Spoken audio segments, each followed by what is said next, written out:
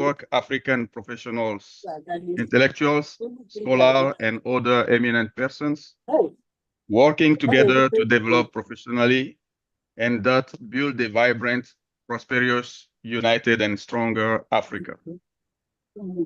As part of its activities, African Network of Professionals seeks to address the economic, professional, social, and ethical barriers hindering professionals from this part of this world. The quarterly webinar is ANOP's contribution to the African worldview in line with our 4 pillars of professionalism, social networking, business development, and community service. This event is a virtual roundtable discussion composed of 4 discussants who will each speak for 5 to 10 minutes, maximum 15 minutes. During the discussion, there will be interactive polls as well as a question and answer session.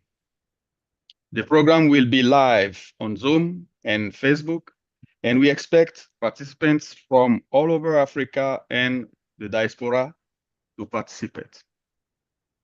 On the ANOP, or African Network of Professional Executive Board, you have Dr. Kenneth Nkuda Uda, Professor Chidi Gideon Uzwagu, Dr. Nyawa Zwabli, myself, Dr. Mark Ibani, and Dr.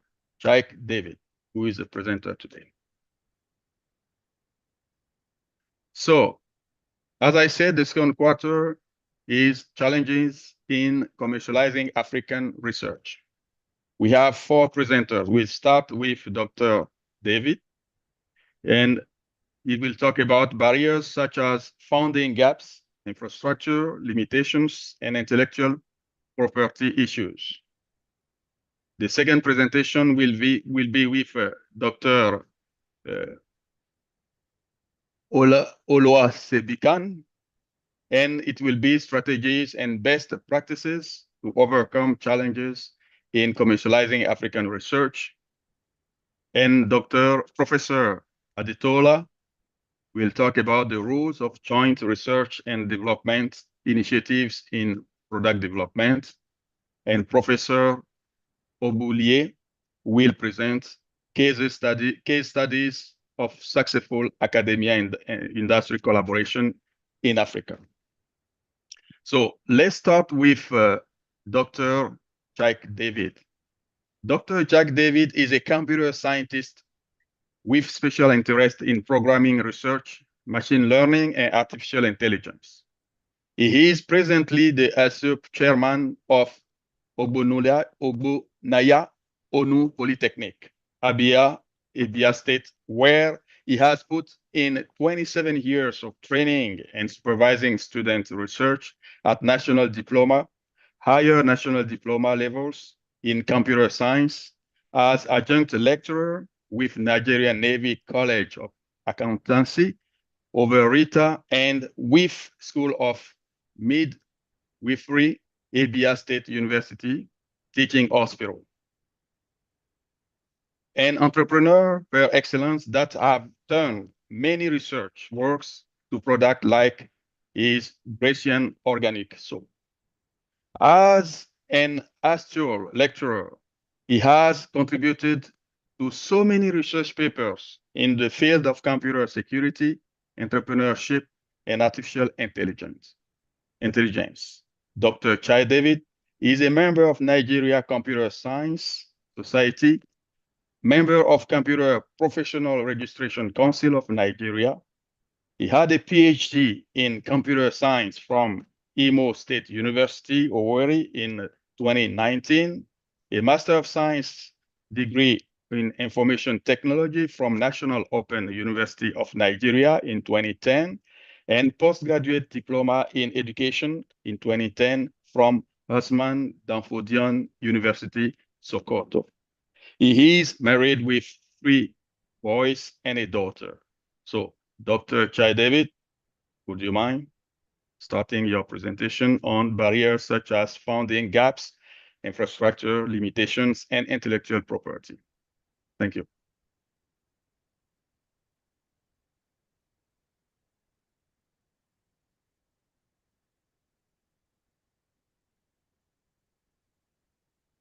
Good evening, all. As I have been introduced, I'm Dr. Chike Davis. Our topic is challenges in commercializing African research.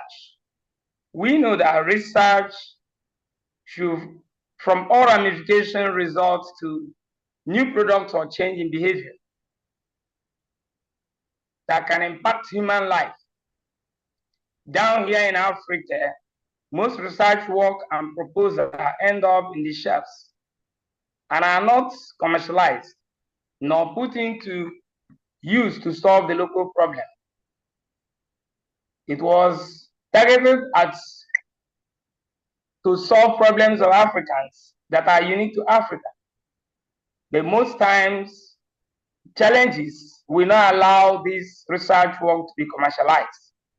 And these challenges that we're having are hydra-headed challenges. The reason why I say that they are hydra-headed is because one challenge will lead to another challenge. Currently, one of the major challenges we're having is funding gaps. We realize that there is limited access to venture capital in Africa and innovation funding that can make it hard for research work to end up in the markets. Currently, governments in Africa are not targeting the researchers. They are not helping to put up funds that can help research to be commercialized. That is one of the challenge. And when that is done, which is the second challenge, weak industrial academic linkage, the market is distinct. Market is separated from the industry that should provide solutions to the market. The industries are not linked to the academia world, the universities, the polytechnic and technical institutions that should solve their problem. So there is poor collaboration existing between researchers and industries that hinder product development and commercialization. Hello? Can you hear me? Yeah, we can hear you. Hear me? Yeah. We hear you, yeah. Yes. You can continue. Okay. So from that challenge of with collaboration, we have inadequate infrastructure. We know there is lack of modern laboratories for prototyping. There is no centers for testing. And when these research works are not tested, there's always delay in product development because you need to test whatever you are putting up as a research to confirm that it will not be adverse to the persons. Coupled to that is the limited intellectual properties awareness. Most researchers in Africa are not aware of how to safeguard their intellectual properties. Rather, it ends up in the shelves. Many African researchers lack knowledge and support in securing patents and protecting their novel inventions. And that they are not encouraged in any way. Instead of being encouraged to continue in research, because the works they have done are being taken over by the Western world. Most times, our researches will be presented and the Western world will copy it. Before we know it, they will flood their products in Africa. And our local researchers will now go home with nothing.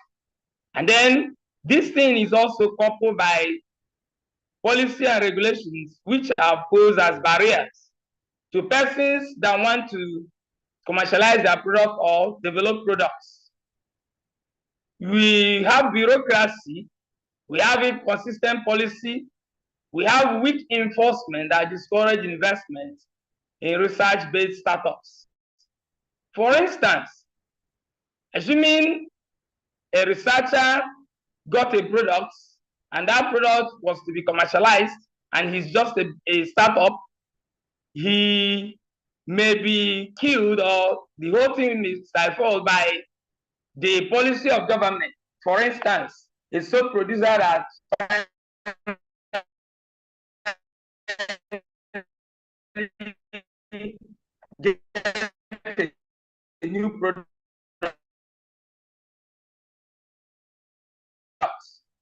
he may not have what it takes because to meet into research so that their product will come. And then another one is brain drain or talent from Africa. We know most of our African researchers often leave for better opportunities abroad. This in turn weakens local innovation ecosystem, and therefore leaving only few that may not be interested in research because they know government will not support it. So African leaders need to do something in that.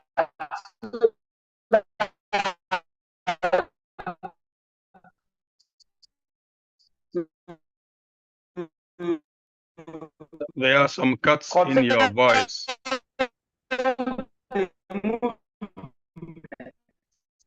And this brain drain that is developing Africa. The next one is poor technology transfer systems. Few universities and research centers have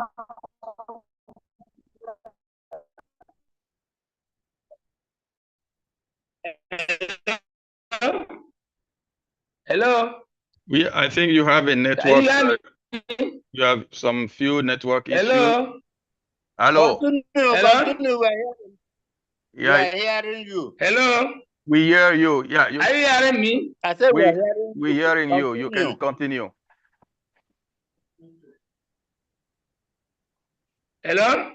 Yeah, we hear you. You can continue. Hello. Am I with you? Yeah, we are. Yes, continue. Yeah.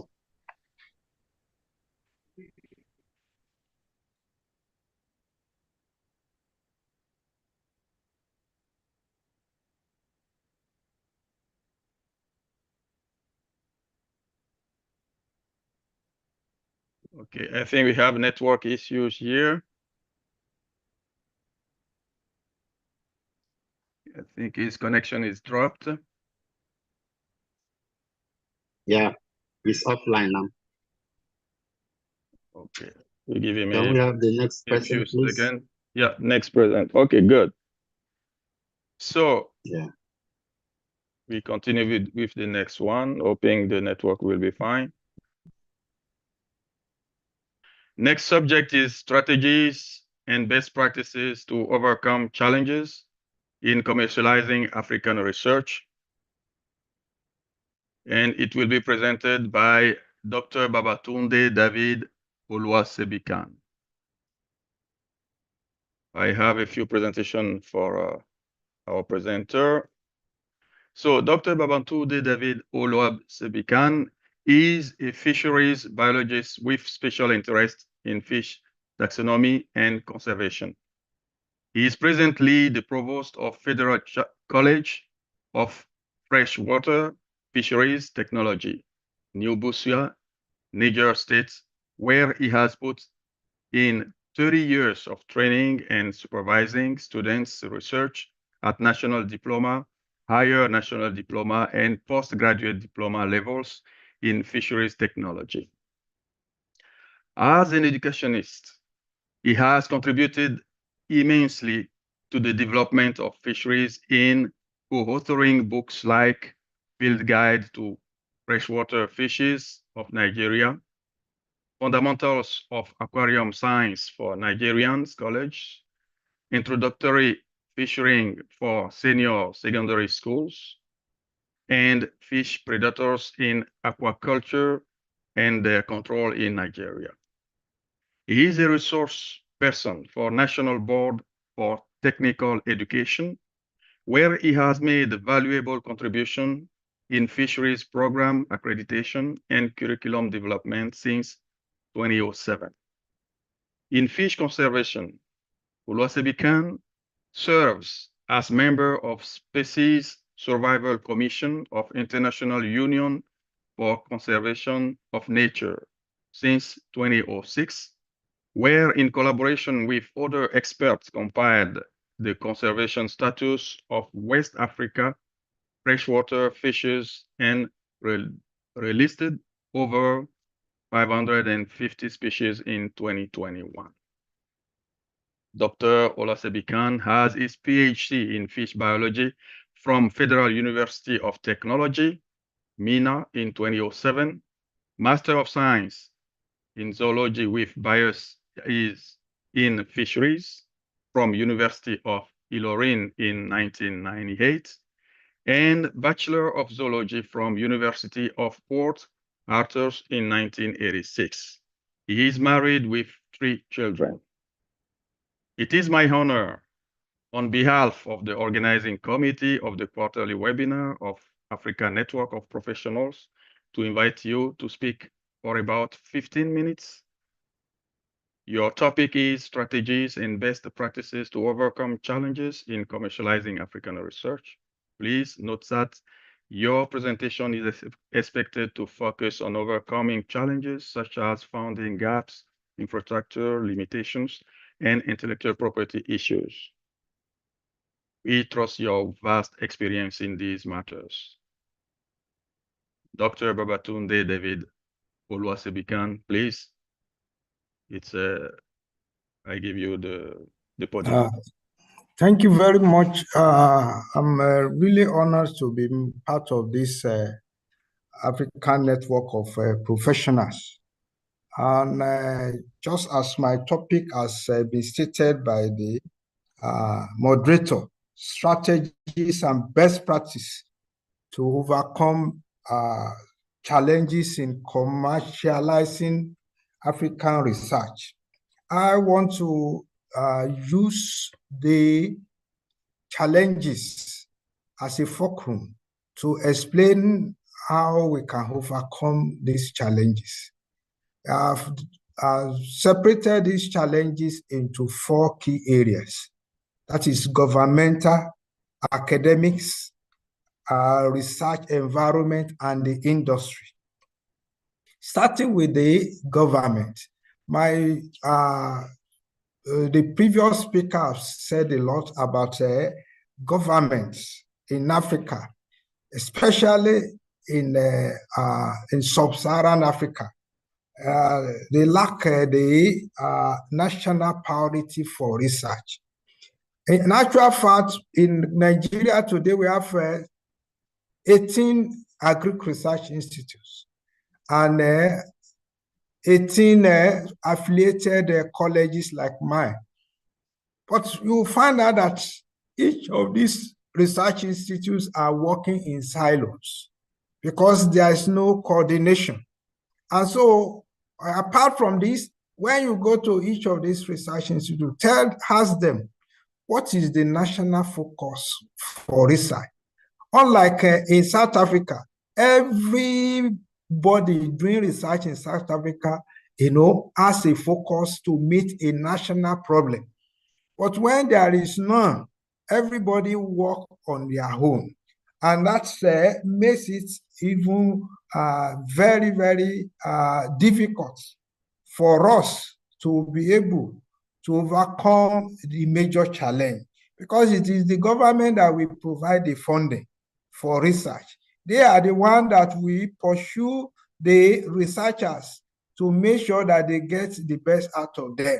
They are the one that will make sure that they retain the researchers from, leaving the country for greener pasture. And one problem with African politicians is that every one of them is focused on the short time period when they will be in government, maybe for 4 years, for 5 years. And research is not something that you can just do within a short period of time. So they want what we call quick win. And because of this, we've not been able to have a good research environment, which will have engender a lot of commercialization of our products. Now, for us as Africans, there is need for us in order to mitigate this challenge, in that government need to build long-term perspective of research. And our government, again, especially politicians, since they want quick win, they prefer to go for already made research results from outside Africa, rather than going to their research institute to get solution to problems. I want to give example of agricultural research in Nigeria. We have a research institute in VOM called Veterinary Research Institute. This Veterinary Research Institute is about 100 years old. They have the capacity to be able to produce vaccine for both livestock and human beings. But the equipment they have are obsolete equipment that were provided in the 50s. We've been begging the government to allow private partnership to come in so that this facility can be upgraded to meet world standard and be able to provide a vaccine for the whole of West Africa. The government, because of a policy problem, they've not been able to do anything about that facility up to today. Another example is the, NAPRI, that is National Animal, Research Production Research Institute in Zaria. They've developed a breed of a layer. We call it Esa brand, but nobody has picked it up. Nigerians prefer to go outside the country to bring a learner from India, to bring other breeds from different parts of the world. And so if we have a government that is knowing that these research institutes are for the development of Africans, then they need to focus more on our research institute by giving them more funding and making sure that there is no inefficient administrative process in making sure that these things are commercialized. Another one, that is in the area of we, the academician. I want to say that most of our research institute, they employ people, but these are people that are either fresh graduates or without little or no, research mentoring. That was a case in 2005. Our institute employed fresh, graduates. And I told one of my senior colleagues that, sir, there's need for us to mentor these people. Show them that, see, our research institute, this is our vision. This, each of you in your different department, whether you are progressing in your career, you must follow and do research in this area so that we'll be able to build a mass of research output that the industry can use. But the senior colleague said, they have the library, let them go and do, literature review, and that they will know what they need to do. But I believe there is need, in order to solve this challenge, there is need for skill and experience in building among our researchers so that whatever product they are packaging, they know is for commercial purpose. It's not for, to get promotion. It's not to make sure that they become professors. These are things that they must target that, see, I want to solve this problem. It is for my country. And that way they'll be able to have good researchers. And then we academicians, I must say that we work in silo. We don't collaborate. We have, just like I've said earlier, 18 research institutes. Me, I expect that, the research institute in fishery should be able to be working with research institute in crop so that the kind of products that a crop person will produce will be used in maybe animal feed and other things. There is nothing like that. Most of us, we work, each research institute work in silo. And so by so doing, there is need for us to collaborate, not only within ourselves, with even our colleagues in diaspora. We are saying there is brain drain. Yes, quite all right. But the people in diaspora, they did not run away because of, anything other than bad remuneration. For those of us back at home, they will love to work with us. They have the access to better infrastructure and state-of-art equipment over there. And if we can collaborate with them, we find out that we'll be able to overcome most of the challenges we are facing, especially when it talks about poor infrastructure in our research institute and university. But because our focus is always on what can I get out of this just for myself, there's no broader patriotic vision when it comes to this. So we need to collaborate more, not only within ourselves, but with those of our members in the diaspora. Then coming to the industry, I want to say that our industries in Nigeria, are not, most of them are not indigenous. And when you have an industry that is not indigenous, most of the research they need will be done by their parent industry in outside Africa. So they will not defer to us in the research institute, because they know that they can always get even better results from their parent company in Europe and in China. So we have to also encourage, and this is what the government needs to do, to encourage our local industries, so that once we have local industries, the research institute can collaborate with them, they can partner with them and solve problems for them, instead of them going outside the country at all times to look for a solution to their problem. And then we also need innovation and incubation hubs, where people that are entrepreneurial and research-minded can be brought in and make sure that they have environment to develop their innovation.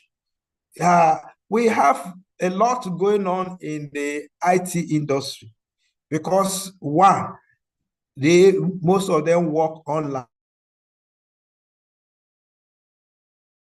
But when it comes to things in agriculture, in engineering, and those things that needs testing, that needs ISO certification, that needs that is you have to have good facility that you can use to be able to do good research work. And so the government, like I've said earlier, they need to provide a good research environment. And if we are able to put all this together, that is our government, the politicians, the academicians, and then the industry, we require a multifaceted approach that involves these three major stakeholders, that is the government, the research institution and the university, the industries, and even development partner. I just finished attending a workshop at Abuja, where this British Development Agency is trying to encourage the research institute to commercialize their products. And there we are also made to understand that some of our research institute, they refuse to defer to our local fabricators. And these local fabricators are the ones that Indians, Pakistanis are using to fabricate most of the equipment we see. You cannot think that, oh, these people, they are artisans, they don't know anything.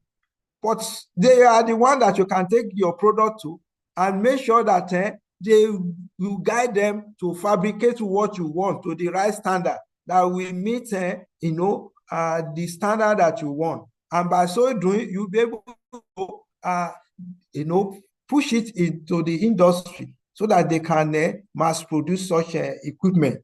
But if people continue to work within their research institute or their university, you will see even inter-research institute rivalry, inter-university rivalry in some of our institutions, which is not supposed to be so.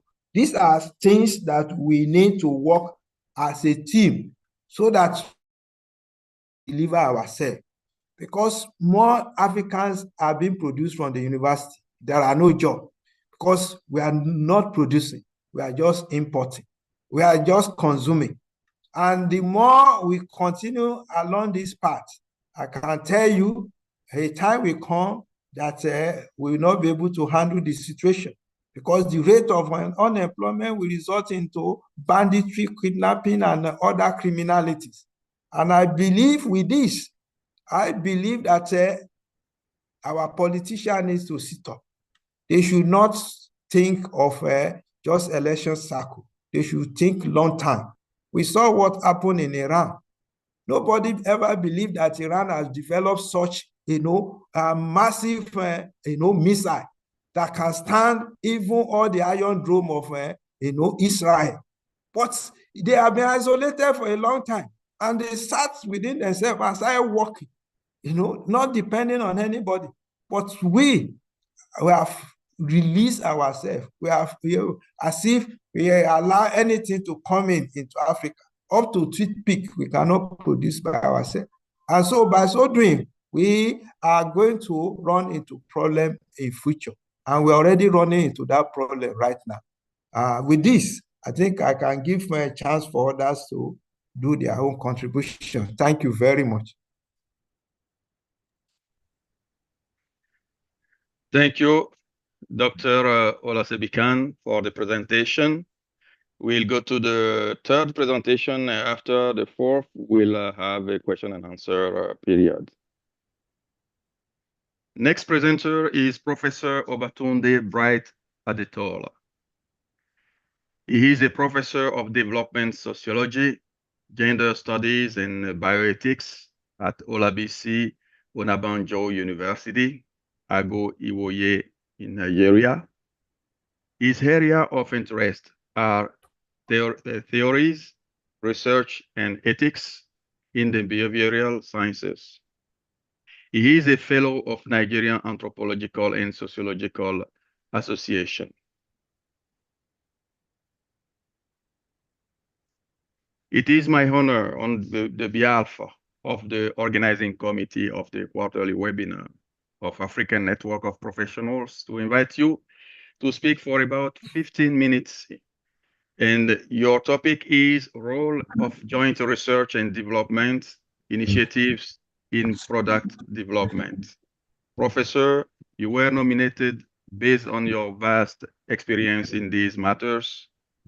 For the contest, the main theme for our webinar series is translation of African research results to industrial products.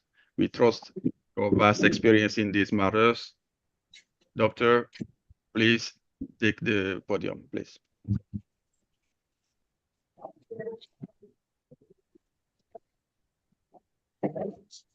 Yeah.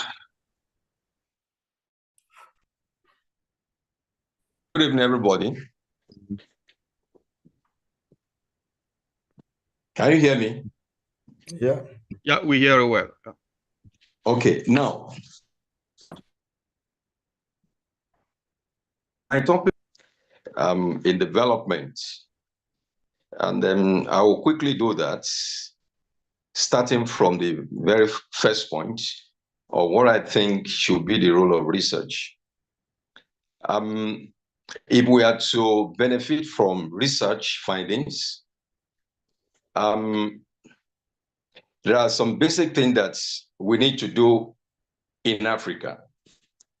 Number one is character development towards a return to the pride of Africa. And what is this pride of Africa? The pride of Africa is that Africa is rich in both natural and human resources. That's the first thing we need to do if we must be talking about role of joint research, because most of our researchers in Africa don't even value Africa because we don't believe in Africa. So there's a character problem. And as long as we have this character problem, there is no way we can actually begin to talk about joining ourselves together in order to solve the problem of Africa. African researchers most times want their output to be validated by outsiders. In other words, we don't have confidence in ourselves. So we must first address the problem of our character about Africa for Africa to move forward. If we're able to do that, then the role of joint research will then be to encourage collaboration. It is only when you encourage collaboration that we'll be able to share in the knowledge of Africans. And the knowledge of Africans, they are vast and very wide. If you're able to do that, we'll move towards, I think, is capacity development or capacity building. Now, what I mean about capacity building here, I'm going to link it with the issue of character. Now, in the university, the ivory towers, we always feel that, yes, we know everything, and we don't always give regard to knowledge outside the university. And that is wrong. That's a character problem. Africans are very rich, like I said earlier, and earlier Africans have been able to solve quite a number of problems by their own indigenous initiative that we may not consider as research because they have not followed a specific Western designed methodological process. But they have their own initiatives that have helped them solve problems within their society. But we have been so excessively schooled now, especially from the Western perspective, such that we don't give regard to some of the raw initiative of Africans of solving problems within the environment. The essence of research is actually to tackle some problems within the society so that people can be developed. So the methodological issues is there, and the pride of the universities, or research institutes is always there. I'll give you an example. We did a study in my university in 2017 about waste. You can see that most of the cities in Nigeria is littered with waste. And we did this research. We brought in those that have not even gone to school at all. In fact, my colleague resent them. Said, no, why are you bringing this kind of people on research? They are human beings. They are part of the people that we need to solve the problem. So, but eventually I held my position and these people were part of the research. Fortunately, at the end of the research, these people were the category that was able to even develop or invent machines that we can use to solve the problem of waste. Those of us in the university, we could not do it because they went about actually fabricating machines to solve this problem. Unfortunately, that did not see the light of the day because we could not patent it. The university was not really encouraging us to accepting it. But we published papers from it and we became professors, and that's the end of it. And that's the dilemma of African nations. Apart from capacity building, competence, there is no way you can be working in isolation and think that you are the most competent because you never know what is going on in other places. We must be able to develop competence by making sure that we collaborate. We know what other people have done or they are doing. That is what we are supposed to. In other words, to develop our competence, we need collaboration. And more importantly, we need character to drive it. We should not wait for external validation at all times. And we need to take pride in what we produce. The earlier speaker that was talking about Greek, and he made allusion to Iran and India, where they fabricate whatsoever they need within their country. And they take pride in what they do within their country. Africans are not proud about Africa. And that's a major problem that we are facing. And whatsoever that we produce from Africa, if you don't value it, if you don't accept it as our own, there is no way research can actually, assist our development process.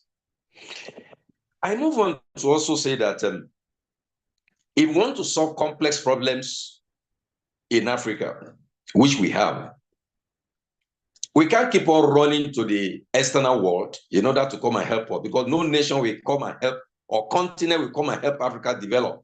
They would rather make sure that you are persistently disunited, and this will not be able to solve the complex problem that we have.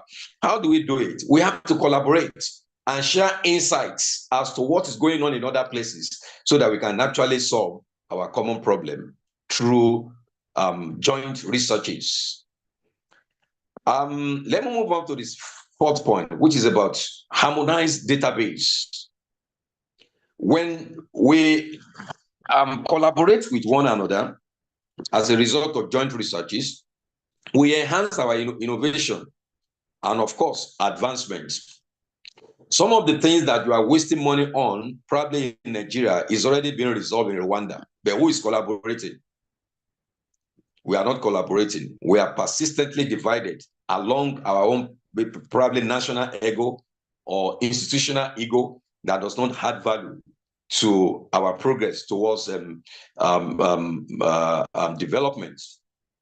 Another challenge that we have there is the issue of ethics.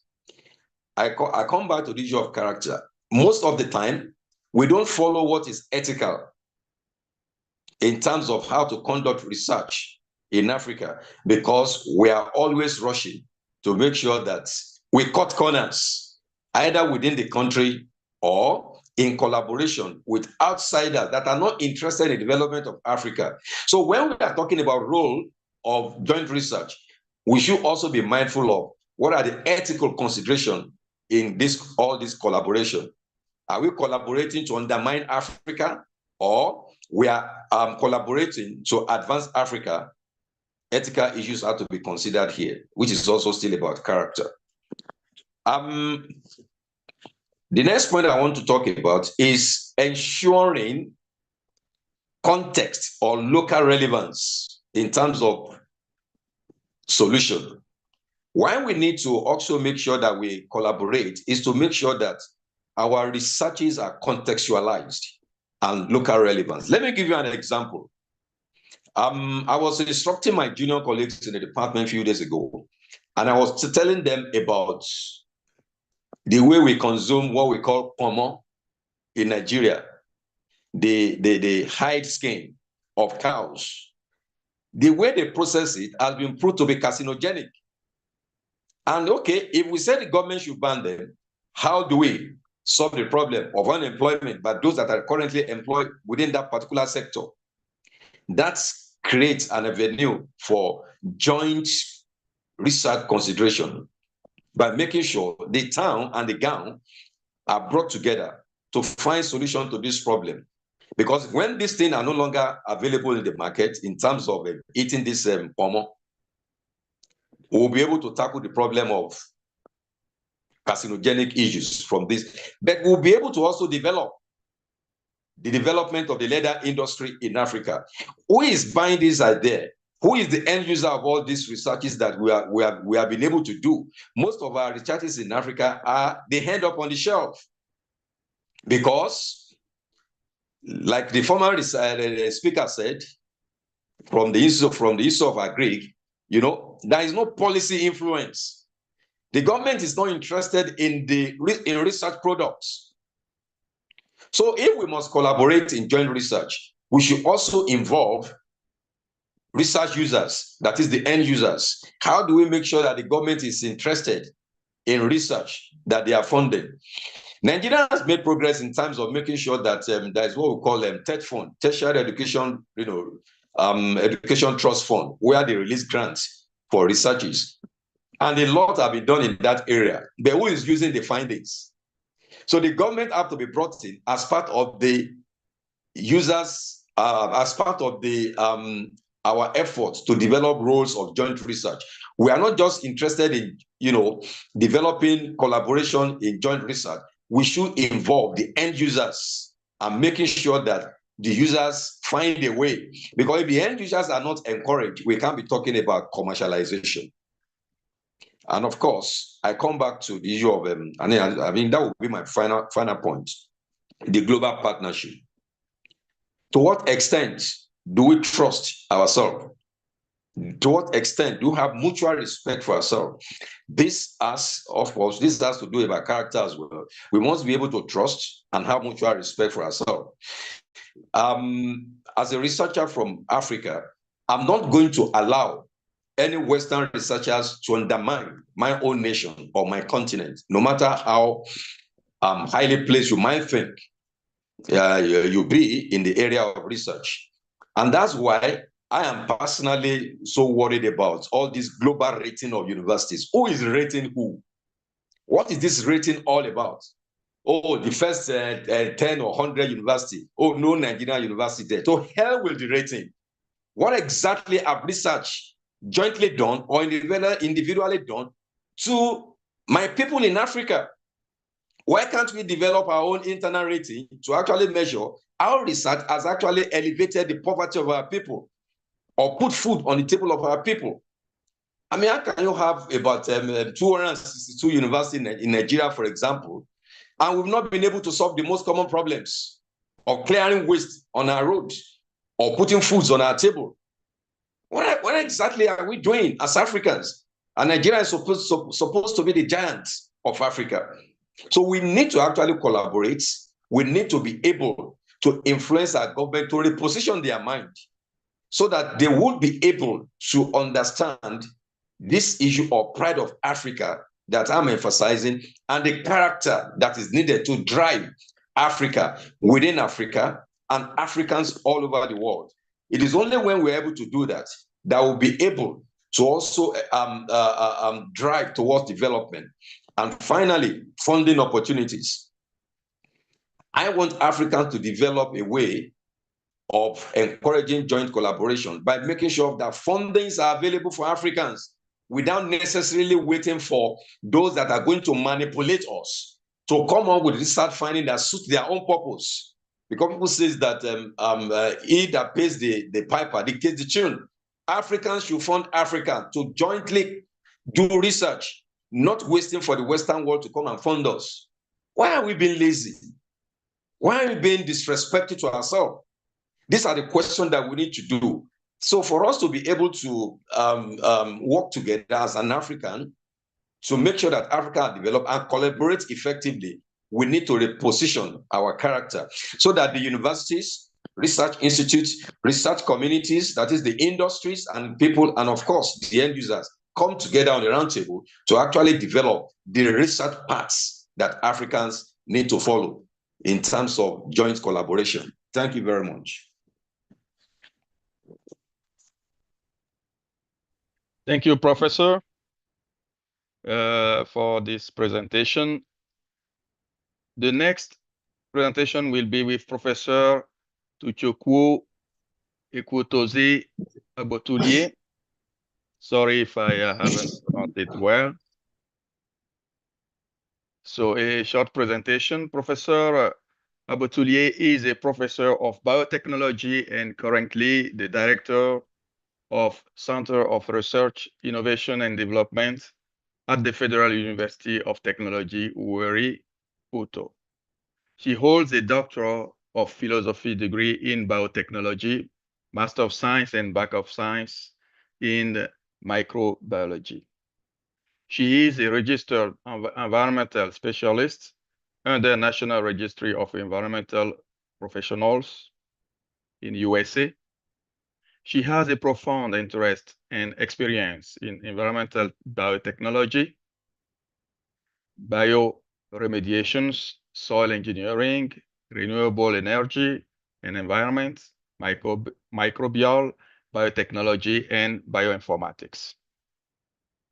She has carried out several empirical and operational research in biotechnology using a strong qualitative and analytic skills, which she obtained from varied international merit-based certificate courses that she has attended, including summer certificates. She has used these skills to make a huge impact on research and development by yearly training of students and staff of universities and youth forums. She's married with 5 lovely children. It is my honor on behalf of the organizing committee of the quarterly webinar of African Network of Professionals to invite you to speak for about 15 minutes in this second quarter webinar. Your topic is Case Study of Successful Academia Industry Collaboration in Africa. Professor, you were nominated based on your vast experience in these matters. For context, the main theme of our 2025 webinar series is Translation of African Research Results to Industrial Products. We trust your vast experience in these matters. Please, Professor Obotulie, you can start.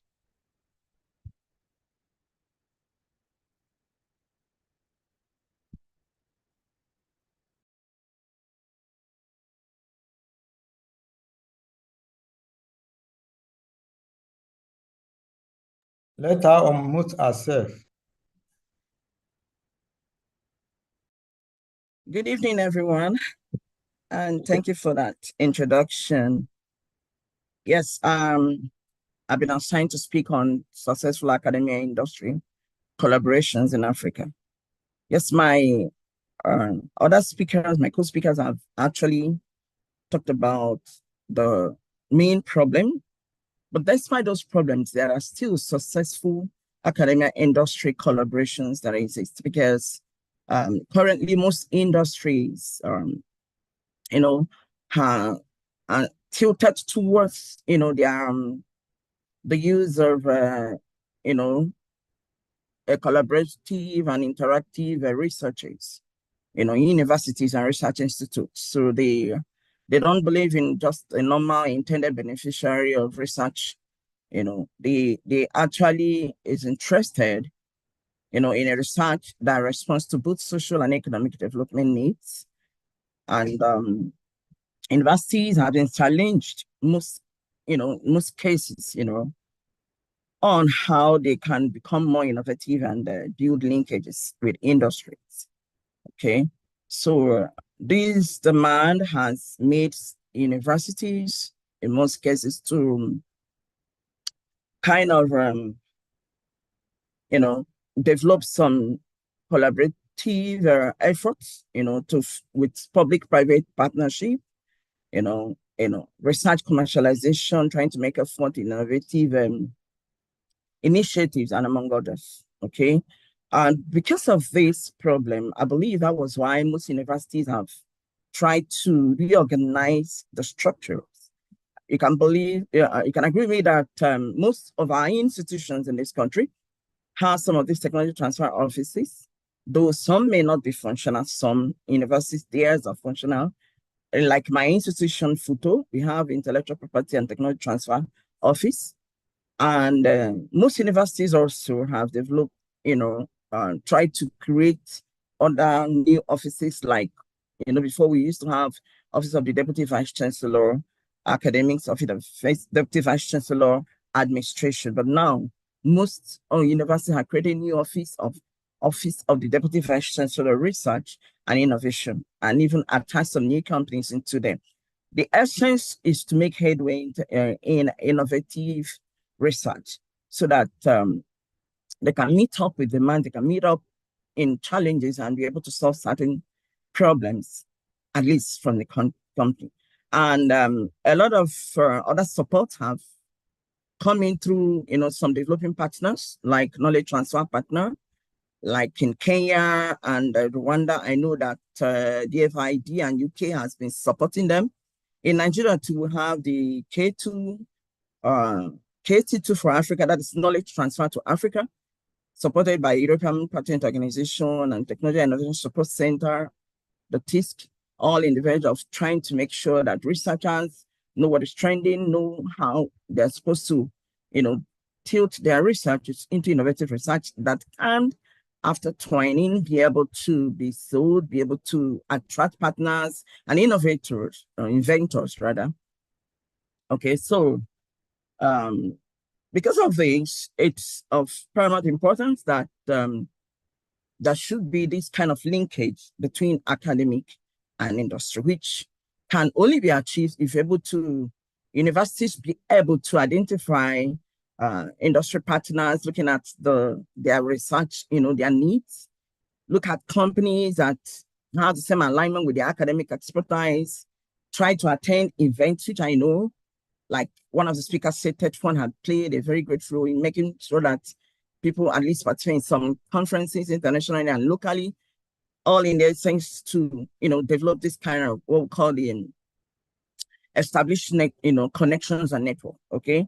We can also build that through, developing a value proposition that is trying to, when you go for some of these conferences, you try to highlight, your institutional strength, try to showcase your research and all that, try to, maybe when you're able to get that collaboration and you're called up to pitch, try to develop a compelling pitch that will attract either partners or inventors or people that may be interested in our research to take it up to, prototype development or minimal viable production and all that. Then universities develop some of these surfaces to enable them establish communication channel, which is very important. It's good to have open, transparent communication, try and schedule meetings, work together to identify some problems that may be of interest to industries, Then the next also, we're looking to trying to develop joint research projects. For instance, recently I've been, having meetings with one group in Finland. They are trying to have a kind of MOU with our institution. I schedule meetings, try to dialogue so that possibly at some point we are looking at applying for some of these Erasmus Mundus and some grants together with them. Okay, so working together to identify and solve problems is very important. So it's paramount anyway. Now, just like one of the speakers said about joint projects, trying to collaborate, researching together, yes, it's very, very important if we be able to have some of successful academic research industry linkages, okay? So it's good to share knowledge to achieve goals, collaborate, okay? And then research sharing, even in some situation, joint funding, if the university is opportunity to have some fund that they can use jointly with, some other companies to achieve the target. Then one more thing, evaluation and improvement, very important. It's good to evaluate, partnership progress, the impact, because there has to be a continuous improvement, on the, processes and outcomes to make headway. And when this, when this are adopted, in university system, it's definitely going to foster innovation and knowledge creation. It's going to contribute to economic growth and development. It's going to also enhance, development of practical applications, trainings, of academic staff, even students. And this will effectively create a kind of mutual beneficial partnership where you have to talk about collaborating with industries and trying to drive growth and success. Okay, so at the end, we'll be able to have evidence-based policies and decisions, because that is one of the major problems we have in our country, having policies and being able to, have a strong policy that can, drive innovation and enhance that collaboration with industries. Then I also, was able to come up with some case studies of successful academia, industry collaborations in Africa. For instance, I was able to, articulate some Pan-Africa case studies. For instance, the Makerere University in Uganda. They were able to, following the step of these industrial, linkages, okay, trying to build that linkage, they were able to collaborate with Kira Motors Corporation. This cooperation led to the development of the first African electric car, okay, the Kira EV. Then also have American University, American University of Nigeria. Okay, they collaborated with Frugal Innovation Hub. And this hub, was launched, and they were able to get partnership with some other institutes like the IIT Aid, USAID, and some other local NGOs. And they were able to apply some, the innovative ideas to come up with a low solar panel and water filters, mobile apps. They developed it from academic prototypes. Okay. You can agree with me that there's still hope in as well. We have some problems facing Africa, but I believe there are following those basic steps to be able to, every institution will be able to get to this level. Then I also stumbled into the African Leadership University in collaboration with Pan-African campuses. Okay, they were able to come up with this entrepreneurial university model that now fosters startups and leadership program across borders. Okay, then I also have to mention the African Higher Education Centers of Excellence. It's a World Bank supported initiative across about 54 universities in both Western, Eastern, Southern, and Central Africa. In fact, in Nigeria, for instance, about 17 universities benefited from this World Bank supported initiative.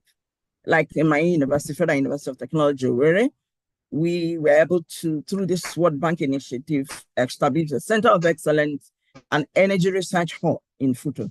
And so many other, startups like that by one peace chemist, Molemembe in South Africa. Okay, this has made a lot of impact in several universities. And up some university, like in my university, we're able to have a state-of-art laboratory, well equipped. A lot of people come there, international students come over there for research, and it has paved way for our institution to acquire a lot of grants, a lot of attracted grants and all that ongoing in my institution. Now, there's this smart spot water treatment by Witty University in collaboration with Telkom Industry, okay, also in South Africa. Then in Senegal, okay, this Institute Pasteur in Senegal was able to collaborate with Mologic Industry in UK to come up with a $1 COVID-19 rapid test. At least everyone was can attest what happened during COVID-19 in 2020, how it was difficult in initial time to diagnose it, but this institute was able, with the help of this company, come up with this, rapid COVID-19 COVID-19 rapid test. Okay, so in fact, the World Economic Forum recognizes this effort, and it's really a breakthrough, because the diagnosis is quite affordable. At that time, it helped a lot. Then in Ghana also, the University of Ghana, was able to come up with a kind of infrastructure that was able to help in commercializing disease diagnosis and therapeutics. Okay, and so on and so forth. Now down to Nigeria, I can't stop talking. I can't talk about other African without mentioning basically a lot of them that we have in this country. Despite all odds, at least we're able to come up with things. Nigeria will get to that place back again, I believe, but it all requires collective effort by those both in academia and industry. Nigeria, we know FIRO. FIRO developed high quality cassava. This is a collaboration with industrial finding, academic findings, and they now collaborated. That finding, they use it to kind of work hand in hand with local bakeries, and honestly, from cassavamatters.org, I was able to obtain information that FIRO projected 127 billion naira savings annually, okay, from this at least 20% cassava flour. I mean, is a huge success for the country. Then the bioethanol from sorghum, you know, that's a project from University of Ilorin. Okay, they were able to work together with Nigerian breweries and other local ethanol producers. They were able to through research, you know, from different departments and their research institutes, they're able to explore bioethanol production from sorghum, you know, milling waste, which is a huge success. So that's why I said Nigeria is not really doing impact, but I know we have, you know, challenges, but then no, there's no country that don't have challenges, but I believe much more effort is required, both in those in academia, industry, and government. Then the telomeres that, you know, that is invoked now, which was approved in January 2024, last year. You know, this telomeres is a product of IAR, that's Institute of Agricultural Resource in Ahmadu Bello University's area. So they were able to collaborate with seed companies to come up with this insect-resistant telomeres, which farmers are now using. Now, University of Ibadan also, their NIPRV, you know, institute was able to come up with herbal sickle cell drugs. Okay, and they have now partnered with Zekam Pharmaceuticals, that's May and Baker, and they're really doing well. In fact, this herbal drug was patented as far back as 1998, but then was licensed in 2006. So another mind-blowing is that of University of Ibadan also, together with Ahmadu Bello University. They're able to come up with snake bite antivenom, you know, in their with their ECHETAB project. And they have now partnered with Microfarm Limited in UK, and they are really coming up a lot of development. They've developed and deployed that in Nigeria. University of Lagos Research Group also came up with commercialization workshop where they are able to carry out R2C capacity building for prototype development and startups and all that. And then also Obafemi Awolowo University partnered with local sachet water producers, and they, in their own research, was able to come up with the coconut shell activated carbon water filter, which some local sachet water producers are now benefiting from, because it helps them to come up with low cost water filtering process using this activated carbon from coconut husk. Now, another one from Futakure, they were able to come up with what we call smart traffic light system. Okay, so they partnered with Understate Transport Management Agency, and their innovation was a very wonderful solar-powered sensor-enabled traffic light. And this was announced on in their innovation portal. You can Google it. It's there. Nigeria is not doing impact. Now, NCBMB Centers of Excellence were also developed through collaborative research. You know, I could remember about 2 years ago when universities were reaching to come up with research ideas, grants, and all that. FUTO was came up with some research where 3 of us, you know, in our team. Another university, Unimed and Uniport, were able to succeed, you know, their grant, and this had enabled NCBMD, you know, to develop these centers of excellence in petroleum technology.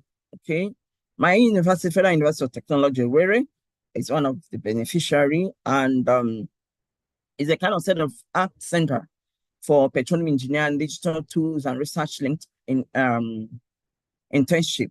You know, my institution, ours had to do with corrosion, you know, trying to develop anti-corrosion that will enable the oil pipe, you know, to not to corrode as a result of some, you know, heavy metals and all that. Okay. And then bioremediation tools, you know, trying to use, you know, locally made nanoparticles and engineered organisms to be able to clean up environment polluted with crude oil, so that some of these Niger Delta developing areas that their farms have been having issues can be able to recover the land and make the land, the soil fertile again for them to go back, use it for the agricultural purposes. Then in my institution again, we have this Center of Excellence, like I said before, with a World Bank initiative, African Center of Excellence in Future Energies and Electrochemical System. This center have partnered with 40 technologies, on e-drive e-mobility. This was launched in Lagos recently. That was in this year, 2008. The essence, the innovation there is to transform Nigerian transport landscape through electric vehicle infrastructure and all that. Okay, they also have partnered with institutions in UK also. Okay, UK University of Swansea to develop a next generation perovskite solar manufacturing potentials in Africa. Very soon, my center will advertise, for opportunities for people to, send participants and all that for them to know how to produce these next generation perovskite solar cells. Okay. Now, in University of Lagos again, I also discovered that, I was informed that there is this Alpha Made Healthcare Limited. It's an industry that had partnered with University of Lagos. They were able to come up with contactless COVID-19 sample collection booths. Yes, it was announced during that COVID-19 era, and it's really was another arrow to see an innovative mapping for University of Lagos. Now we also have again in Futo, NCC, that is Nigerian Communication Commission, recently, collaborated with the ICT of Federal University of Technology. The research came up with a multidisciplinary hub, which was developed by NCCE, that was commissioned recently to enable digital entrepreneurship, homegrown tech solution. Okay. And then another milestone, Dr. Uche Chukwucha, he and his team, we call them Innovative and Technology for Disease Control Research Group of the Department of Public Health in my school. They were able to come up with a crowdsourced image-based mobility hotspot surveillance, okay, for neglected tropical diseases. In fact, they actually presented this a few months ago at WHO Global Meeting because they were invited. It's a project that was, that has been partnered with Bill and Melinda Gates Foundation. So they were able to come up with a new surveillance method designed to empower individuals that are affected with these entities, that's neglected tropical diseases, so that they can self-report their cases, okay? So all these I've mentioned are, good cases, of successful academia industry collaboration that have paved way to a lot of development and economic growth of not only our country, our institution too, okay, and across Africa, because this Chukwuta's found product will not only be used in Nigeria, it will be used across the globe. So I believe that universities are developed based on certain strategic objectives, which means that is need for us to identify technological problems, the needs of the society, look at the findings, look into what this industry needs, whether it's within their scope, is what they require, if it's within what they want. I believe some of this industry, by the time you take part in participating in some of these conferences, like I mentioned, industrial events, try and reach out, network, and all that. In most cases, because I can remember I was part of the first set of academic staff that TED Fund sponsored at the end of 8 when they coined that TED Fair. So we are about 10 of us that were able to come up with a wonderful research idea that was, that got up to the prototype stage. But 5 of us were selected, at the end of the training to pitch And I know how many calls, how many engagements I've made, because in my own team, we looked at what we call the product we call Aquarex. Is an automated dispenser.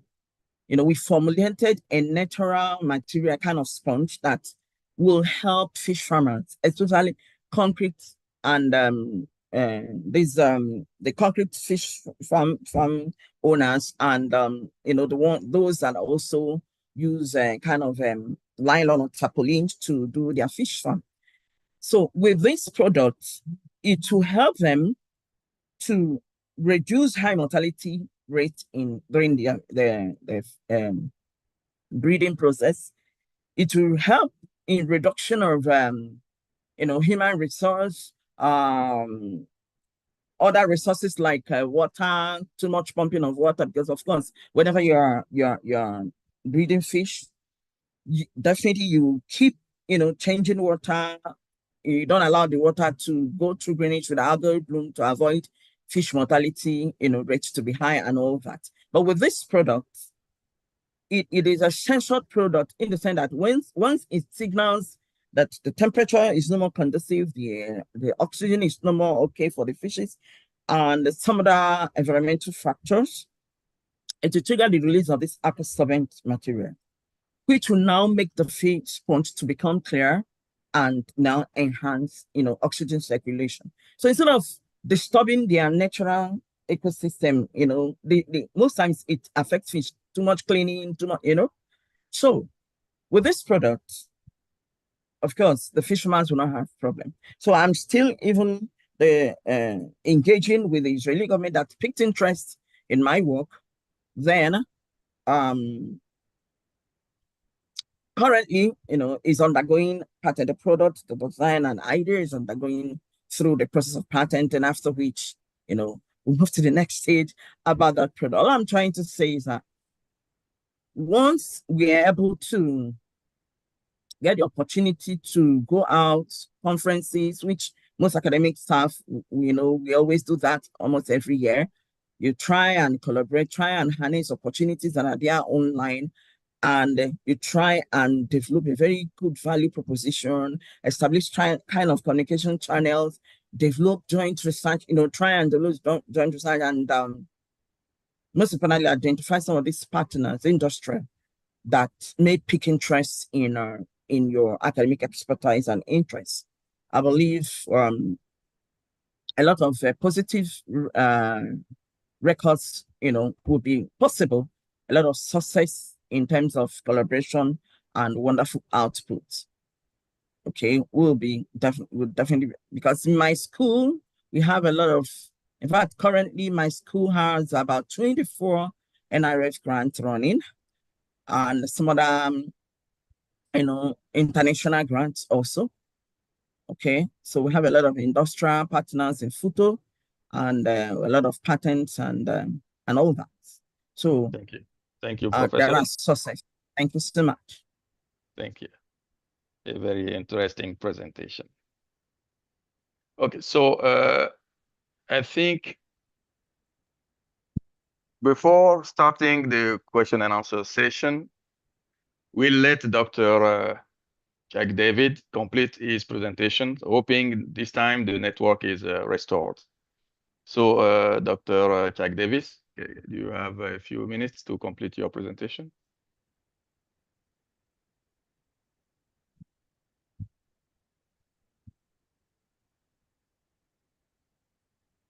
Your microphone is off.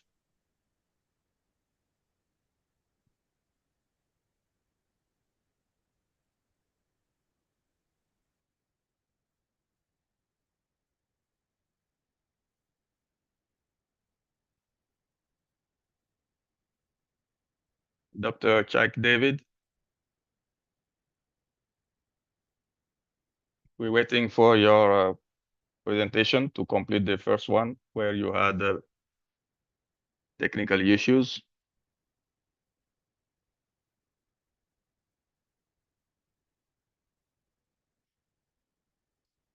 Okay, so I think he continue having some difficulties. So I can open the question and answer session.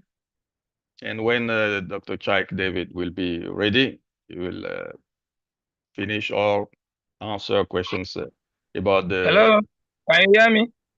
Yeah. Hello. Is your network okay now? Yes, it's okay. Yes.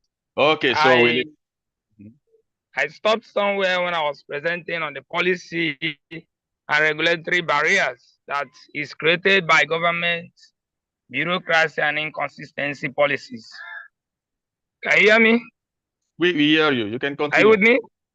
Yes. We are with you. You can. So continue. one other factor. Yeah, we can hear you. One other factor that is presenting challenge to research commercialization is low market orientation. We know that most of our products that are research products, when they are finally commercialized and brought to the market, there is a low orientation. The persons that have to patronize these research works sometimes prefer the foreign products. You know that in Africa, sometimes Africans don't like what belongs to them. We always like to prefer foreign-made goods, foreign-made products. So if we are doing that, that will also debar the country and the next continent of that global competitiveness, thus reducing the commercial viability of the products that are coming from Africa. We know another thing that challenges African research commercialization is entrepreneurial skill. We are aware that many researchers like business training and that we make them turn their products into profitable, their innovation into profitable ventures. And when somebody can produce something that is of value and that thing of value cannot reach the market, it doesn't make any sense. It doesn't add value to the continent, to the countries where these products are coming from.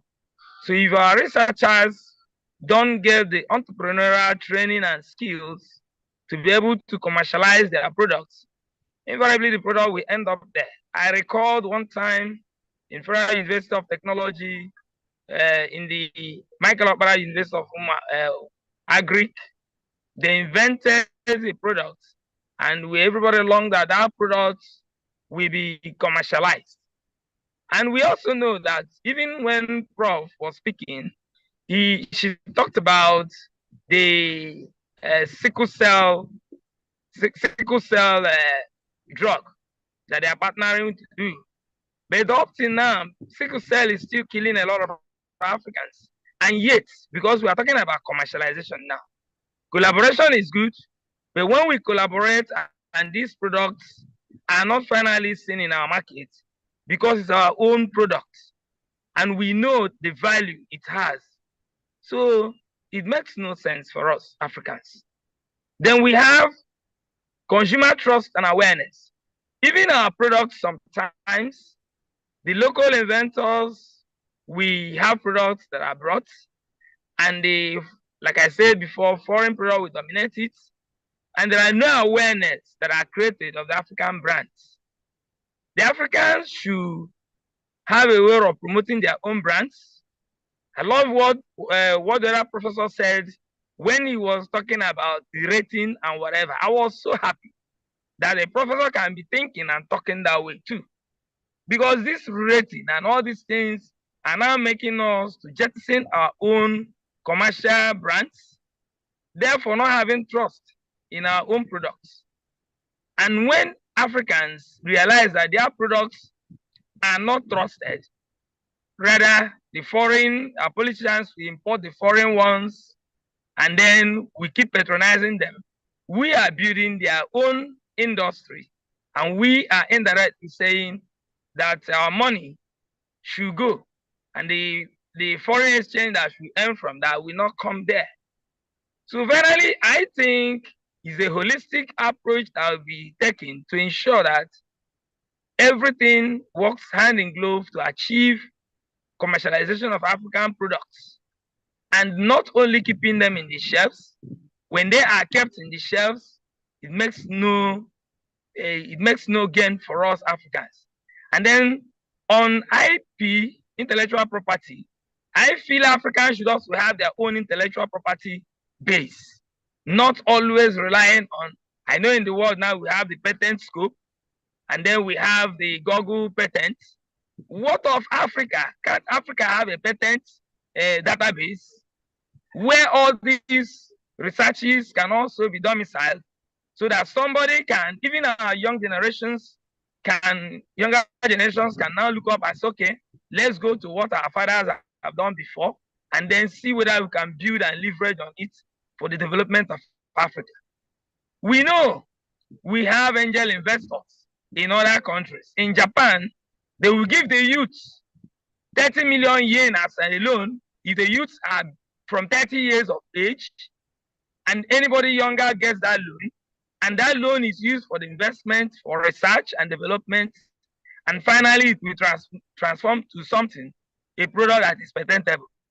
But in our own place, if the young youths are having ideas, there is no way that their own products will now come up because they lack startup capital. They are not encouraged. You know, a youth of 30 years, you give money, still have a good number of years to live on earth. But the people that will be getting the loan will be the politicians and people that use that loan for nothing. So we should also create such funds and keep it so that our younger youths can get it without problem, so as to use it to transform products that will transform Africa. I don't so much believe in this thing they call transfer of technology. I know two things that are happening in the world today is that either technology is stolen or technology is copied. China came sometime in Nigeria and went around all over Africa, and they were collecting our challenges and our problems, and they were gathering the database and went back to China, and they were able to start creating products that solve African problems, thereby diverting our own resources to China. We will all believe and go for the China products. So that is also how and why Africa should, through the collaboration of universities, not only university collaborating with university. I don't so much believe in that. I believe universities should collaborate with research institutions, with polytechnics, with other institutions, and partner. That synergy will transform Africa. So in the long run, when you look at all these things, you find out that all these things we are talking about can only happen if there is improved infrastructure. But in Africa, if we don't have improved infrastructure, there is nothing that can happen. Because in Africa, we don't invest in technology parks, we don't invest in fabrication labs, we don't have prototyping centers with state-of-the-art machine tools, we don't have stable internet. Look at what is happening as we are doing this presentation. Network fluctuations. And we don't have adequate electricity supply. All these things can help us when we have them, and our government willing to bring out money, than pump money abroad, steal money from Africa, and go and invest it in Asian country, where the people will utilize the money to make products for us. We have to also align, this is also a major consideration. We have to align research with market need. Africans tend to do research without also considering what do we need, what do our local farmers need, so that we can now channel our research. This is a time for research for need. Research for need is what we should be talking about. We should be making research on areas that we needed or that we have problems that needed to be solved. So on that, we know that when we do it, it will help us. And then there is low innovative and entrepreneurial course in science, technology, engineering, and mathematics.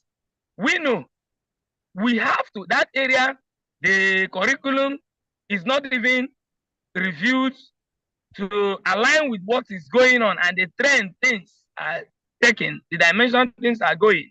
We need to also make sure that our curriculum go that way. Now we are talking about skill in Nigeria. It's a laudable idea that National Board for Technical Education is talking about skill. But what type of skill are we talking about? When now IT and artificial intelligence is driving the revolution in the earth, on earth, and now we are still talking about leather, fashion, whatever. These things will not take Africa anywhere. We should also come up and go into nuclear technology, nuclear research, airspace research. That is what we need. There is no rocket science to do that. It's only by practicing it, affirming my belief that technology is either copied or stolen. Nobody will be willing to transfer his technology. If the Asian giants will transfer their technology fully to us, that means they will lose the market. We need to get that into our head as Africans and know that the Asian giants will not transfer their technology anyhow for us. And that is also why we have to re-engineer to make sure that we are in line. So we need to foster confidence in what we do in Africa, campaign for our local innovations, and provide certification for quality marks for African products, and share success stories to inspire confidence in African solutions. We should be sharing and be proud of African solutions. With that, I think Africa will grow better. And this regional collaboration, we talked about it a lot. Now, the last I would say is we need research and development, which Africa needs. In all the countries and continents of Africa, we need research and development. And we know that research pooling is one of the things that will help our research to succeed. And what is research pooling? We need to combine finance, technical, and human resources from multiple institutions or companies, thus reducing industrial cost and risk. That is why I said universities, polytechnic, technical institutions, research institutions should collaborate, and not university, polytechnic. If that collaboration comes, and then country to country, because Prof mentioned a collaboration with Nigeria and Rwanda, I was happy to hear that. Africa should have such, because that will help Africa to grow. I think with few of these my points, I know R&D will foster greater growth in Africa and help Africa to stand firm. Because finally, the Western world, I started with it, and I want to end with, the Western world doesn't want Africa to grow above raw material sourcing and sending to them, which is, we are the base for their raw material. Thank you for giving me opportunity to do this presentation. Thank you.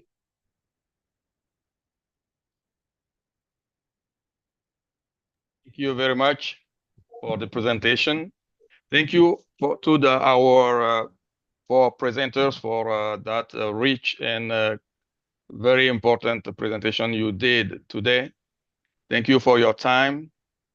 I will open a session for the question and answer for all attendees.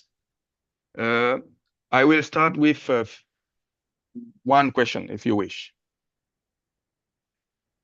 I note that joint research consideration must consider that our researchers are contextualized to African needs and environments. And we know that today's world is global. Services and products can be developed in Africa and sold around the world. So the end user might be living in Africa or being a global partner or a global user. Yeah. How do you consider synergy and collaboration between African competencies with diaspora or with outsider interested in development of Africa?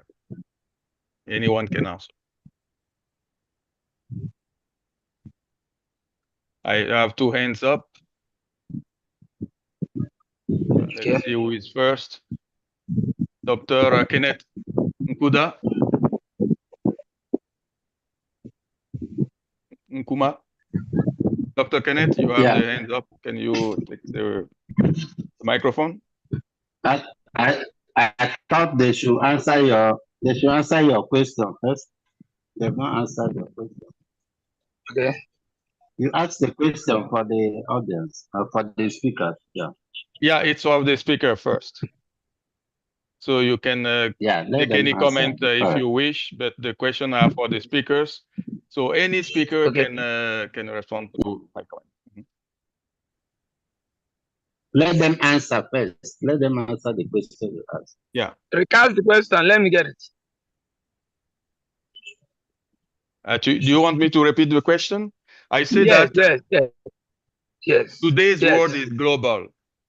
So a Yeah. service or product can be developed in Africa and sold around the world. So the end users is not only African. It might be anyone in the world. So how do you consider the synergy or collaboration between African competencies with diaspora who are African or with outsider interested in development of Africa? How can we make the gap between African research 100% and African research, which is a merge, collaborating work with outsiders? How do you manage that? Okay. Let me start by thanking you for that question, because we know the world is a global village. Every product that comes from Africa can also end up any other way in the world. So the synergy, if there's a synergy between Africans in diaspora and the Africans in the homeland of Africa, I think it will help blossom our research work, help the research works to be sold globally. And that will also help in increasing the resources of Africa, the foreign currency exchange, and all that can now come to Africa. And we know that like they said, every blood is red, meaning that Africans can also solve the problem of the West, while the West can also solve the problem of Africa. So there are researches that have not been conducted in Africa that needed to be conducted in Africa, and that diaspora partnership can help us conduct those researches by bringing equipment for collaborating, for prototyping or building centers and publication centers and prototyping centers to help Africans delve into those research areas that have not been touched. For instance, in Africa, we have a lot of herbs that will give us medications that can solve global challenges on health. But because nobody is harnessing and that partnership is not there, that collaboration is not there, those herbs have not been harnessed to solve a problem. I know there's a herb I'm working on. There's a herb I picked that I'm working on. This particular herb is a very simple herb, but if you macerate it and place it on a skin that had a wound that is cancerous, for 30 minutes, if you hold that plant there, after heating up, it will calm down. And when it calms down, that thing will heal. It will not take 2 days for that thing to heal. But now, there are no machines. If you want to conduct further research on it, they will ask you to now prepare it and put it in methanol and probably send it to UK for analysis.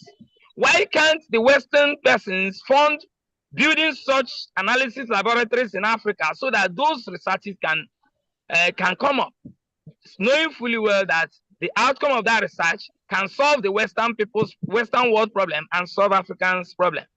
I think collaboration is the best. It will help Africa and it will help the entire globe. That's my answer for that. Thank you very much. Professor Adetola has a hand up. So do you have something to add, Professor?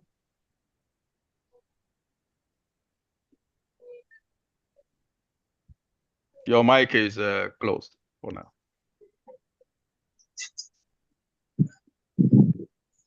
In the meantime, Kenneth, can you start your comments? Can I say something? Oh, yeah. Okay, Kenneth, priority to the presenter. Let the speaker, the speaker let first. them be speaking. Yeah, so okay. Professor, we're listening. Actually comparing African research competence with that of diaspora is a two-way thing. it's challenging and equally an opportunity. Challenging in the sense that, you know, there are this unequal partnership that normally exists. Africa, we lack, you know, resources. We have limited resources.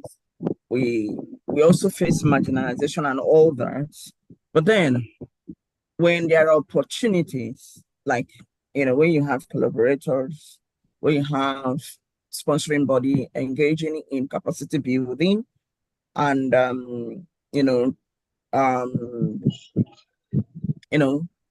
some other sponsors trying to help grow research output, you can see that, for instance, the World Bank initiative, okay, that about 54 countries have benefited in Africa, across Western, Eastern Africa, South Africa, and Central Africa. Like I said before, my institution was opportune to be one of the people that benefited from it. And I can attest with that international,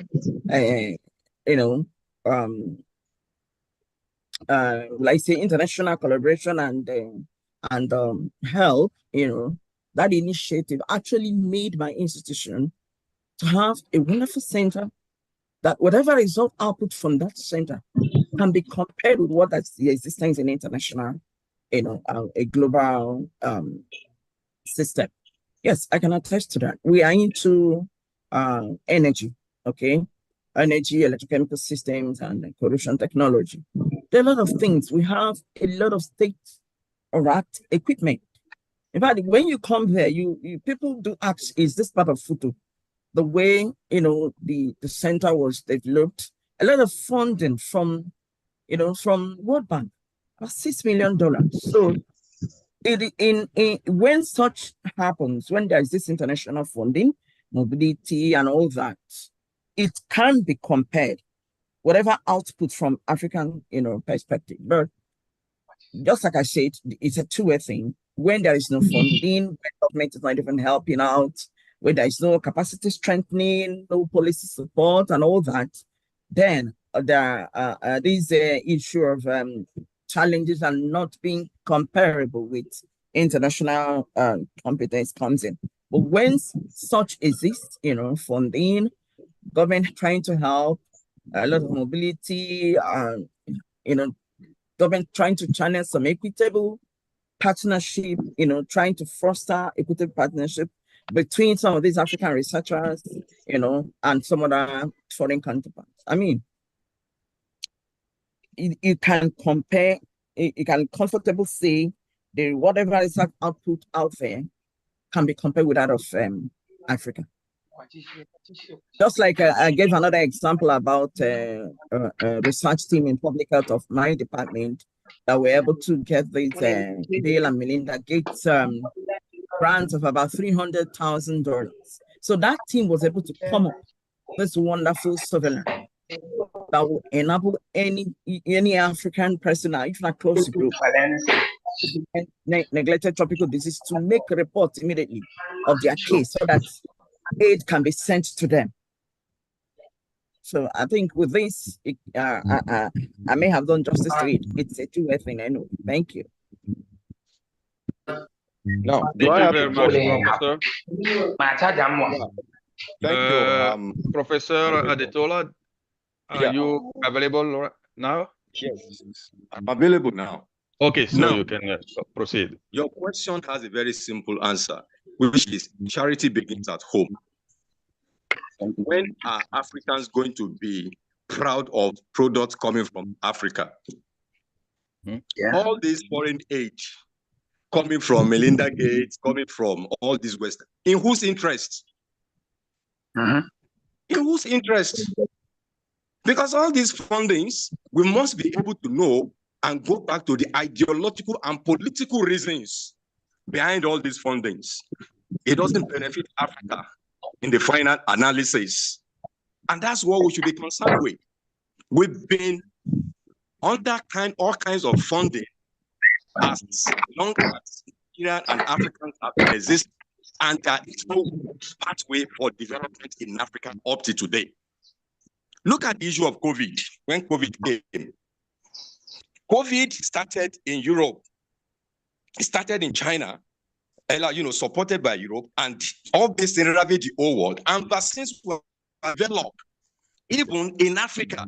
But vaccines developed in Africa, particularly Madagascar, was thrown overboard. That is not, it's not important until vaccines were developed in Europe, and those vaccines are injurious to people's health. Antonio Fauci, the head of the group that was in charge of all these vaccines then, went to the Senate of the United States of America to now confess that these vaccines are injurious.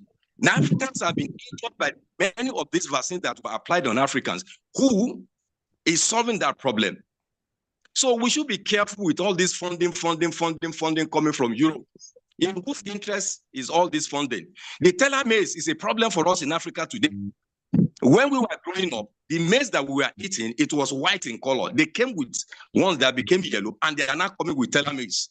Somebody is funding from Europe.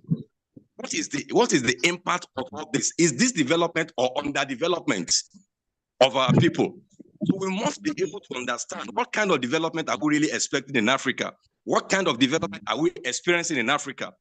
I don't want to know how many thousands of dollars you are getting from Europe. In what way has all those thousands of dollars or millions of dollars have benefited Africans in the final analysis? This is important. So we must be able to make sure that we take pride in anything that comes from Africa. So I will end by saying that charity begins at home. When you project whatever you are producing and you travel abroad, it becomes what is going to be acceptable. Indians, they do that a lot. Anywhere they go with their culture because they are proud of their culture. They go with their technology. Why are we not doing that in Africa? That's the question we're asking ourselves. And to answer the question, we must begin to project and let our charity begin so that we can carry it abroad and solve this problem of underdogs that Africans have been placed on for several years. Thank you. Thank you, Professor. I have a question in the chat and some hands up.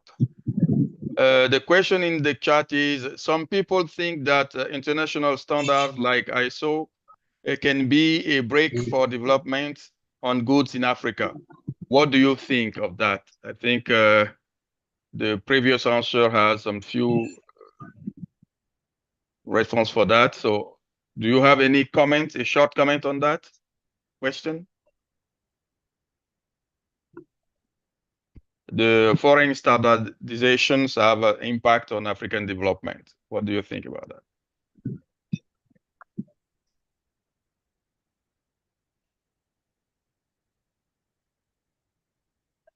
No answer yet. So I think yeah, go ahead. Yeah, we hear you. I think standardization is all about what factors and indicators are the standards. In Africa, does it mean that we don't have standards? We do have standards in Africa. The only thing that we may not have indexed our standards and say these are our standards. So the standardization of ISO or whatever, and they push it down to us and we accept it, hook, line, and sinker, somehow may not be helping Africa. So Africa, we have African Union, we have other organizations in Africa that should help us to build African standards and have it. Like I'm one of those that always asks, sometimes when you publish papers, they ask you, did you publish in Skopje? And we have to spend millions publishing in Skopje, enriching their own database of research. And then in Africa here, can't we have Africa Skopje? That will be a version of African Skopje. So some of these things, standard, they use their standards, their units of measurements and whatever, and brought it here and we accept it. I don't think it's the best for Africa. Africa should have her own standard. Thank you. Thank you, Doctor. Dr. Kenneth. Can I say something? Yeah, of course. Yeah. Maybe let me start with the last one that has to do with Scopus. That's one thing I say about communication, very important, creating awareness for people. There are a lot of Scopus interests journals that you can publish without spending any time. We have a lot of them. Yes. The difference is that if you want yours to be open access, so that a lot of people can view more, you can go for open access. But the one that's not open access, most of them, you don't spend any money. Then coming to that of African ISO affecting African product or something. Well, it actually has impact on African product, because if you are producing something, you are going into production, developing prototype and all that. One of the basic thing we normally consider is the competitiveness. What makes your own to outcompete the other and all that. So because of this increased competitiveness and improved compliance to standards and all that, it has a great impact. And a lot of people have this limited awareness, a lot of African manufacturers, okay? And I believe one of the benefits of this ISO standard, which when we key in, yes, we have all our own standard, but of course, you and I, all of us know what happens in Africa, such as Nigeria, when it has to do with following standards. For instance, after the demise of Dora Akunyelu, the strictness in terms of accepting standard, accepting important things and all that reduced drastically. So we are the architect of our own problem. Then when you want to send your product out, it should also have an idea of ISO standard, what it has, the impact it has to play on your product. But then when you're able to meet up with standard, it has so many benefits too. It will improve the quality of your product. It can even help to increase the market access of your product and enhance availability. So I think that is what I have to say. Okay. So let's not all condemn everything. Africa, we are bad, we are this, nothing works for us. Sponsorship doesn't benefit us. It does. Even if it doesn't benefit 100%, there are so many other ways it does benefit us. Job creation, improve infrastructure. Like now, we're able through World Bank, my school was able to get all those equipment, There are a lot of research that will be going on. You can even get more grant when, even within Africa, if they are sponsoring body within Africa and they happen to know that you have such facilities in your institution, they can comfortably grant you that, give you that grant than people that don't have it. So these are things we tend to benefit from international funding in Africa. Not only just the negative aspect that we'll be looking at, we should equally be looking at the positive aspect. Because, I mean, there is this shift from a dependency to investment-driven growth. Once you depend on them, they give you that sponsorship, you invest and come up with your own, you may not even have any business with them again. You will now start strengthening and, encouraging, improved services, in terms of research and output. Thank you so much. Thank you, Professor. Dr. Kenneth, it's the third time I asked you to speak. Okay. I think this time will be fine. Okay. Okay, let me talk. I think it's better we were listening to the speaker, because they were the people that really prepared to talk to us. But I almost have at least one question for each speaker. Let me start from the first speaker, Dr. David. Especially, I'm interested in intellectual property. You did not, Dr. David, you did not elaborate on the barriers of this area, whereas it's something each intellectual should be, proud of. Intellectual property, if there's nothing we should have, each, professional should be proud of his intellectual. What are the barriers? Because your topic was on barriers, such as intellectual property issues. Okay, barriers of intellectual property. Okay, thank you. Yeah. One of the barriers of intellectual. Sorry, can I finish the question so that each person will take his own, so I don't have to come back? Okay, I'm almost on the wheel. Moderator, what do you think? I'm almost on the wheel. Okay, okay. Continue now. Continue. Okay, I said one of the challenges of intellectual property is that if researchers succeed in getting an innovation or a research and he didn't patent it or didn't have awareness to patent the product, you will discover that some other persons somewhere can pick up that work and claim it to be his. And when it is done, it means that the person is not getting the reward for his work. His labor will now be in vain. So that's one of the challenges. And another thing, being fully aware that African researchers sometimes don't have the skill to patent some of their products or awareness on patent filing. You find out that some of them will do that work and that work will remain in a shelf or remain in the cooler, and some other person will now do another, we will do another work. And when that work or somebody will pick that work, and then it will be as if it is a novel work the person is doing without knowing that it's somebody's work that he's working on. So when you now look at it that way, another one is that, for instance, let me give you an instance. This is our bitter leaf that we eat here, and we are doing a lot of work, research work with it. But finally, I was reading a material, I got a material from US where they said that US have patented that bitter leaf because it didn't originate there, but simply because we don't like patent filing, and they patented it became their work. So that's one of the major challenge, of course. Okay. Okay.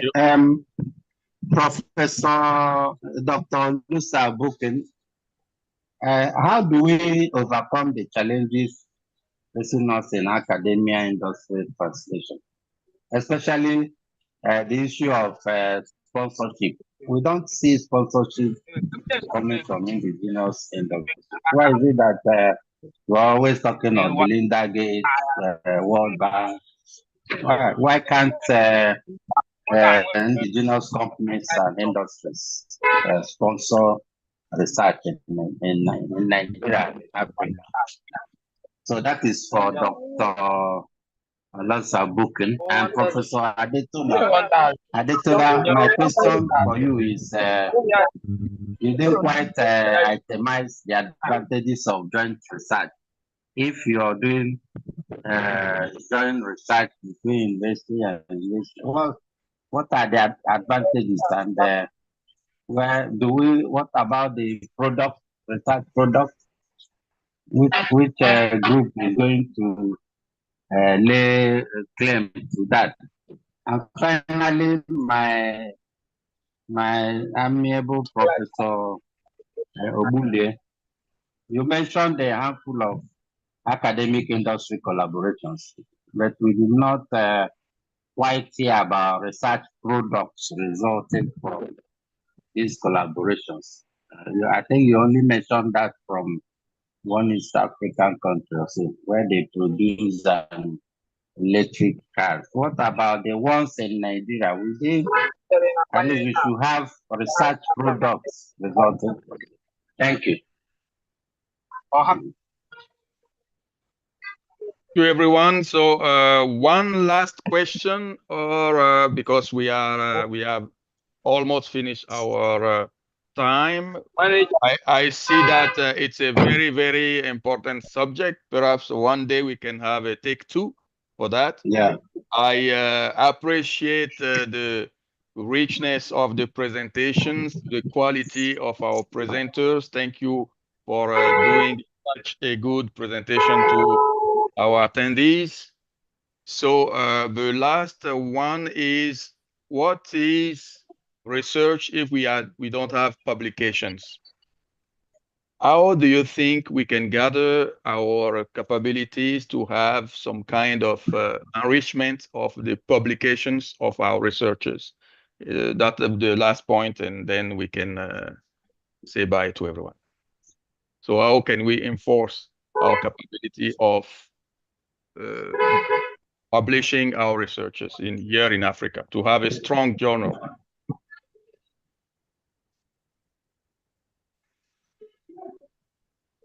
Any thoughts?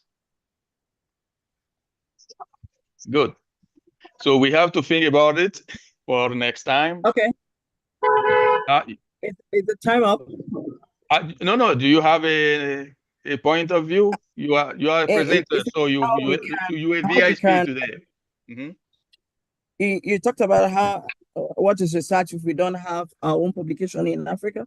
Yeah, to create some kind of powerful journal that where it's a prestige to publish there and to enforce the publication of our researchers, so that around the world we can know what we're doing, our efforts in publishing or working, doing our research in Africa. Well, after we have wonderful journals that we can publish in Africa. We have quite a number of them. So the university management don't judge basically more of when you publish it in journals across the shores. We have an International Journal of Biotechnology, African Journal of Biotechnology. We have a lot of African journal series, AJO, which also are, very powerful, with a very wonderful team of editors and reviewers. So it mustn't be international for it to be used in terms of maybe promotion or whatsoever. We have strong journals that we can publish, which even in most cases are even under Scopus and all that. We have a lot of them there. Thank you. So thank you. We actually publish, but most times if you have a product that can be patented, that particular aspect of result that should be patented, you don't make it open. You can publish some other aspect of that project, of the output of that project, depending on when you patent it, because patenting, you have kind of a number of years it can take for it to become public. Okay, that takes me to the question of the other doctor talking about bitter leaf. Yes, they patented it, but one thing about patenting, it mustn't be the bitter leaf that they are patenting, but a new product from that bitter leaf is what they patented.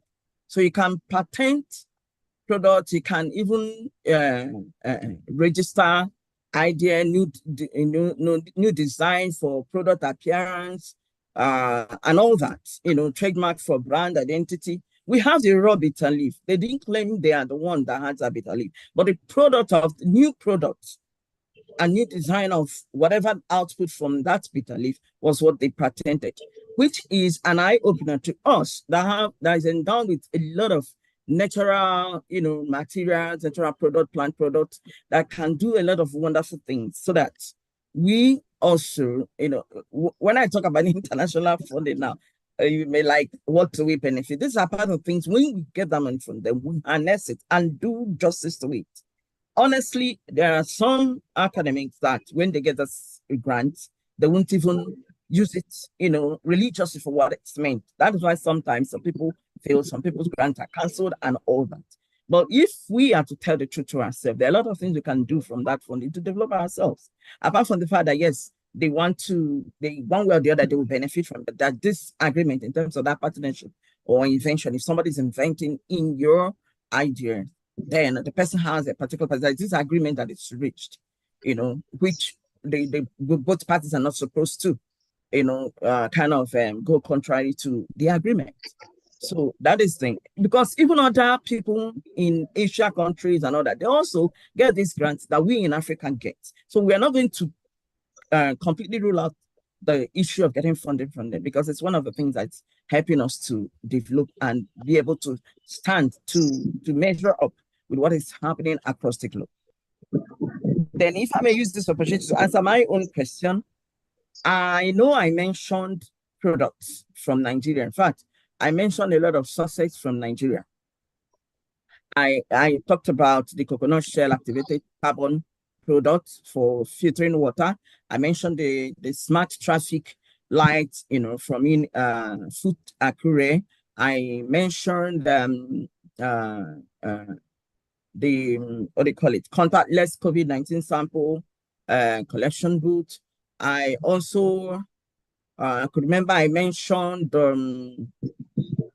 a product from what do you call it? I mentioned product from Herbal Sickle Cell Drug, which has been patented. They are waiting. In fact, there is an agreement. When you patent something and license issued, there are certain agreement, IP agreement that needs to be reached before it becomes commercialized or something like that. That's after commercialization, you can now make it open. Also, that's what's holding that sickle cell drug.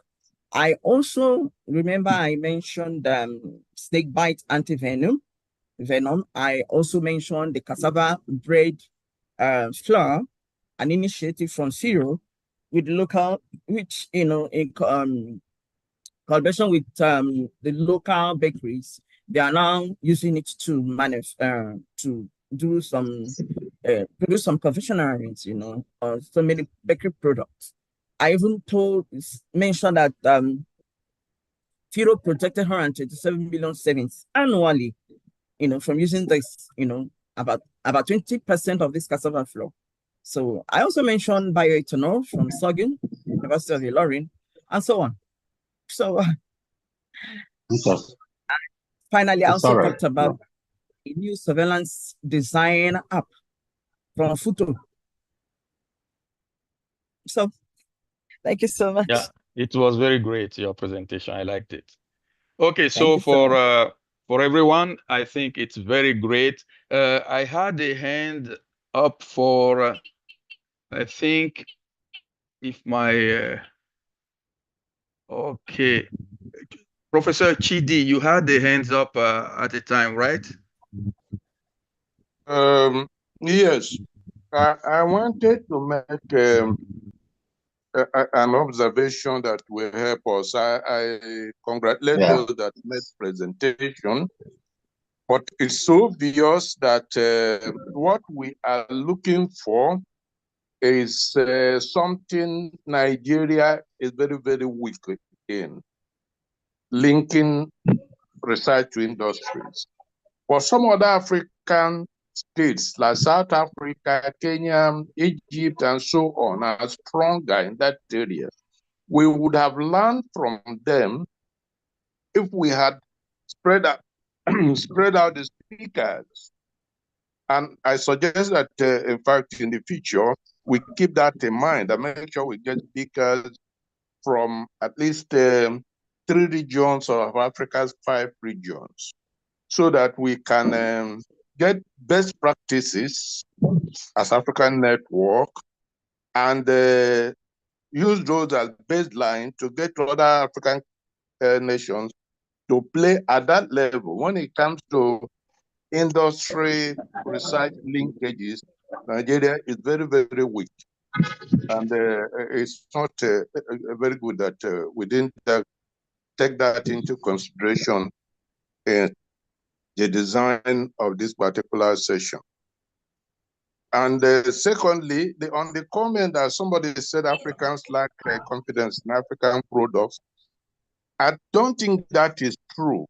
If we go back to the experience of COVID, Africans depended majorly on African traditional herbal products to survive COVID.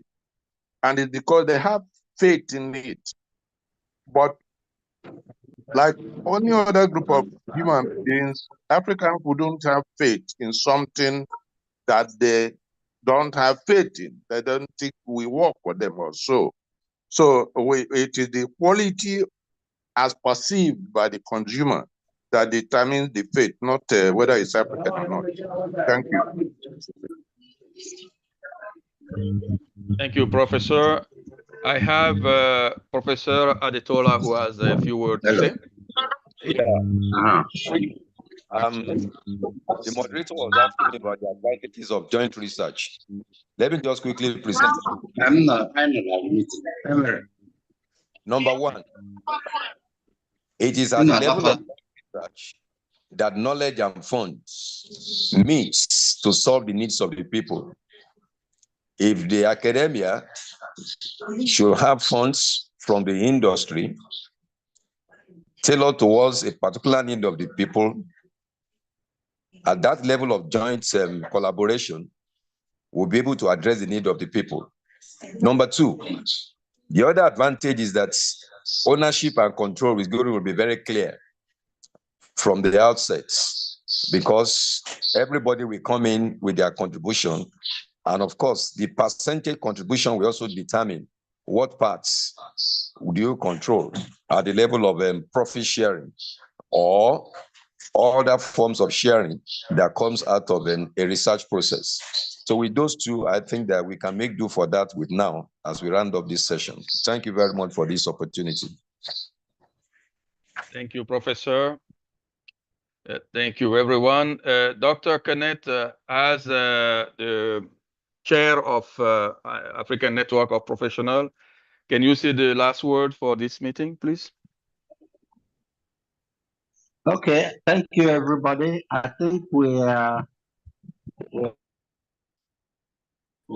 still poorly attending, but it's rich, quite rich. So next quarter, we hope that the third quarter will be the annual Congress. So we hope that it will be more attended. We are going to decide whether it will be 1 day or 2 days, but maybe one elongated day will be better. So I want to thank everybody for coming, and especially the speakers.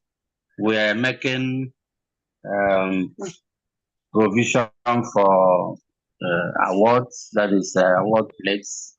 So whenever we contact you, we'll send that across. And we require papers because we're going to publish. We have an journal where we publish our presentations. Thank you very much, both for the speakers and the attendees. Bye. Thank you, everyone, and bye. Have a good night where you are. Good day here.